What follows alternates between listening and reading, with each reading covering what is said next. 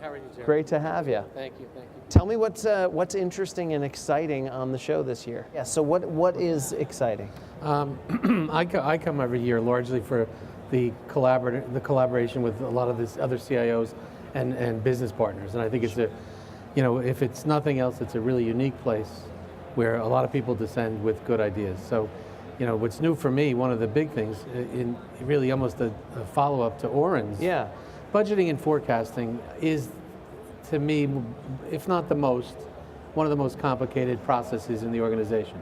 And it does impact people from different silos. It takes data from disparate sources.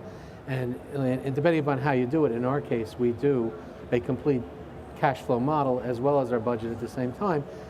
It's a pain point in the organization that never goes away. So one of the things I always look for when I come here is to see the progress that the various vendors are making in the platforms and the ease of getting data back and forth and in and out of the platforms. Who's impressing you? For a few years ago, I thought the world was getting narrower. There really weren't a lot of choices, but right. I see Realogic has a real offering now. Fuel, I don't know, I haven't seen them here yet, but Fuel looked like an up-and-comer last year. Argus Enterprise, for the first time, and no offense to any Argus Enterprise folks out there, but for a number of years, we looked at Argus Enterprise and it really wasn't making a lot of progress. But I looked at it recently and it's substantially different. And so, I would say my outlook is a little rosier now, that there are platforms, newer platforms that will be available to us to migrate to it when it's ready. What's the key ingredient? You can say, oh, well, this one has an app, this one works with a phone, but if you strip away all the bells and whistles, what is the key thing that it needs to do? For us, it typically is deep functionality.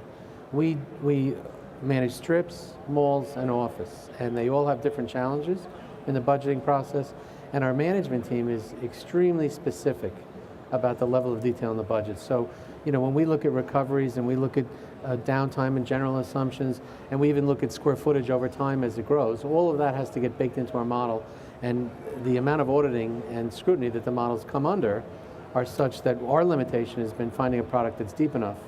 That we're Dyna users, we've been Dyna users for years, and Dyna, albeit an old product, is probably the most functional budgeting product out there. Yeah, but is it able to stay up and transition into these times? As far as connected to the cloud, getting data in and out of it, it's definitely clunky. Yeah. We don't really need the cloud aspect of it, quite frankly. Right. But what we do suffer a little bit with is the ability to extract data. Mm-hmm. So we've gotten pretty good at it. We extract data out of it, put it in little warehouses and work with it. But it would be, that would be the one area, very deeply functional. It's still fat client, which is a problem. And I would say that the data model is a little clunky. What's the one product you guys would love to see that no one's come up with yet? Well, that's a good one. The puff, the magic button, right? Yeah. The puff button. What would the puff button be? What would make your life easier?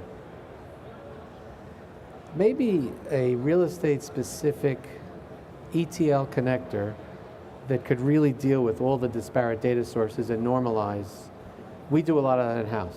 Yeah. We have an application stack like everybody else. We're very comfortable with the data model in the stack, and the idiosyncrasies of each product storage is something that we have to deal with. So, I guess Oscar and some other kind of related developments have taken place over time to at least try and define standards. Standards are very difficult, particularly in this industry, which is still really not a big industry as EDI-based industries go. Sure. So I guess maybe the puff button would be the thing that you could press a button and it would normalize the data from all the products together. Where are you guys heading? Where's the opportunity today? Well, so outside of the budgeting forecasting, which I always have a particular interest, we're doing a lot with DAS installations in our buildings. We have a lot of many million square feet under contract and have good partnerships with AT&T and Verizon. So there's always new and good things to see here with respect to that. And we're also doing a lot of work in our buildings with respect to the in-building networks. And so it's capturing the thousands and thousands of data points inside the building. Now, in my case, we have a very good sustainability group and many of them are here. And my focus is on really providing the infrastructure and the gateway to get them to all that data. Cool. You look at the conference, we have another day and a half to go. What's the one headline coming out of Realcomm 2013?